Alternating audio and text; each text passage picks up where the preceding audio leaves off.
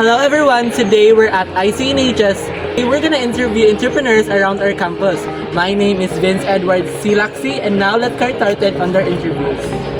So, good morning everyone. My name is Custodia Prate. And I am Krisha Cristel Albatalon. So, namin karon sa first vlog ng interview. Abang sa first of all, sa mga name. Marie Tabasa, Okay, pilang edad. 49. So, for how long na ka naging ano yung business? Since birth. Joke. Wala mga siguro mga happy na 20 years. 20 years. So, Kapit ako, pwede pa kayo. dili ka still like ano. So, unsa yung nakapamotivate sa mo tayo na mag-quad o stall sa diri sa school? Gusto nyo na bisaya, no? Okay, gusto ko ng English ko. Kaya ka na ay, siyempre, yung mga parapon na kuwan, yung paminapuli, natural, kinahanin na napuli niya sa mga pinapuli. Yung pagkaruman, support sa, siyempre, dili lang ang bana may saliga, natural, ang asawa, apil sa doktabang, support sa eskwela, sa mga bata. So, ate, second question is, unsa imuhang mga skills and imuhang ano like kanang personality nga nakahimo sa imong mga successful business owner na dili nga stall?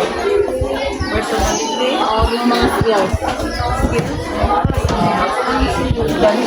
charot. Dili ka nang naay. Mo na siguro niya ako nabilidad, kaya mo na siguro kami ako rin niya nagyatag sa inyo sa mga inani, kaya yung buwan. Sa pagkalito, magkapahimo nga ang san. Kana imuhang talent, imong skills. Itamgo ka na naman tayo sa iyo, diba? Pero depende naman ko na kung sa ano paggamit. Kaya yung skill dito lang. Hindi man siguro diri, ay siguro diri, ginihata sa ginawa na kung hindi mga pamaligya. Ay, business. Sila ko diri. Sila ko diri. Siyempre na. Paano magpo ka ng business minded ba? Sa ramay ko baka nahilikod mga baligya-baligya, mga nanak, hilikod baligya, kasi minsan na elementary pa ko, mangga, baligya mo kayo, tira-tira, unsa din na sa sulod sa eskwelahan dito sa classroom.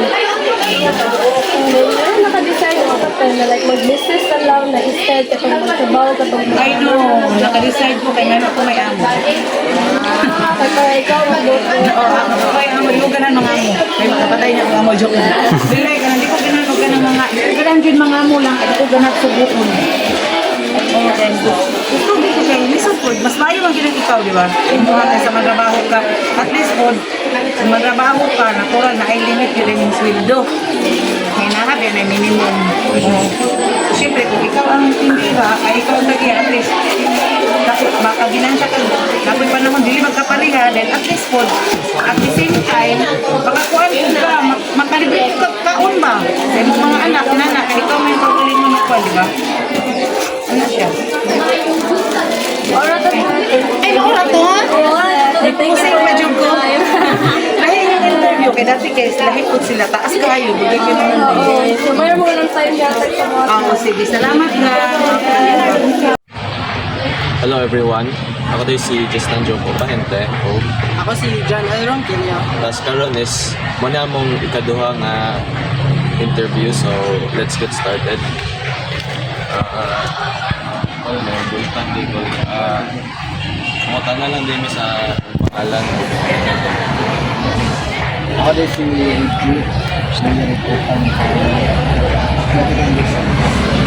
Tapos ilan na po ito years sa mga business? Yan ang business, mga since 2016. Ako nag-start up. Hanggang karon mga kung atong sumasakal mga anak sa mga 10 o 11 years. Saan? Ganun siya. Sa imong characteristics mo or skills na nakuha para mo improve ang iyong business. Kuhan, kasi humble din. Nice strategies na marag unique siya sa mga tao na makakita sa inyo, ma-appreciate ka nila ba, hindi mapansin ka nila, like ang word na marag mo, iya po ko ni, ay mga tao maguligid yun nga, sabi nila, kinuntanera, pero joke na to siya, strategy lang to para mapansin sila.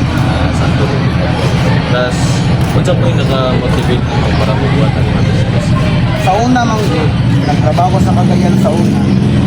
At 2013 siguro. Di ko ako na kauyon yung sa imo gud ando ay mag-work sa imo haba. Kanang atay amo ay mag-work sa tong oras samantalang kini manurig ug taho ako ang oras. Yes. At kana mo kung ang pagpaningkamot sa pagpanurig taho kung example manurig ug taho. Kung mahunat ko gayo mas mudako ako ang kwarta matag adlaw. Kung sa trabaho ko mag-duty ko bisan pag mag-import ko mao ra gyud ako sweldo. Ano nakalahi? Kanit po,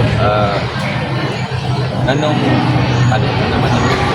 Pakutanong-tanong ko kay, anong mas ipili mo na pag-inano lang sa opisina mo? Trabaho.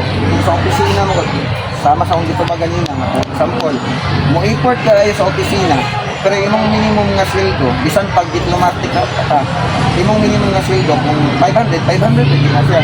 Samantalang kini, bisag kung hunat ko kayo, maurot siya, sample, mulimpyo na siya, ginansya na siya, 1,000, kung hunat pa ko, maka 1,000 pa ko, but pasabot, eh possible nga mag-2,000 akong kita, samantalang mag-import ko diya sa opisina, bisan pag dakong grado, pagtandong nga tao, mura man lang sweldo. Minimum nila 650, 550, bisan pag iskila pa kag masteral diya, 50, mura diya po ng sweldo, di ba? Muna nakalakianin din mga business, lahiang ka nang makita ni mga nasa opisina, kung sa'yo mong mabantayan na to sa mga nasa opisina, kay uniform na may gamahal na. Pero ang idea, ang kasagara din, ang mga negosyante din, diya mo boom ang tao sa negosyo kay kuan man, mas kung report ka, mas muda ko yun ka. So, muna po dito mga pamatanas na